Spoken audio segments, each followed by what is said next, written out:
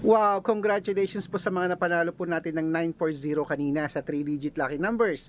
May mga nabigyan po tayo ng mga nanalo at may nabigyan po tayo na sumablay. 945 po yung bigay natin.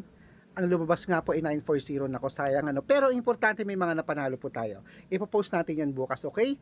At sa mga tumututok po sa amin, nakasali sa private consultation, congratulations po. Wag po kayo nagsasawang manood po sa ating mga lucky numbers. Ano po?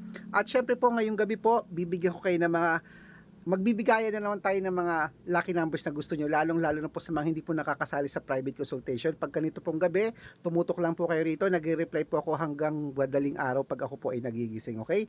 Pinag-iisipan ko mabuti ang mga i-reply ko sa inyo.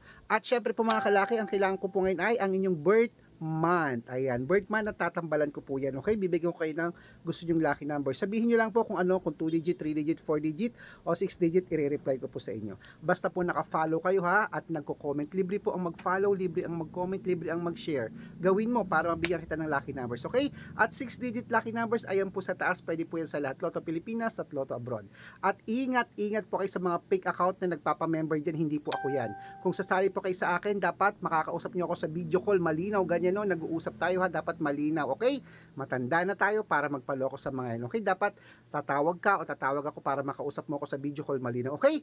At handa ka bang magkaroon ng lucky numbers ngayon? Bibigyan kita basta makakapag-antay. Good luck!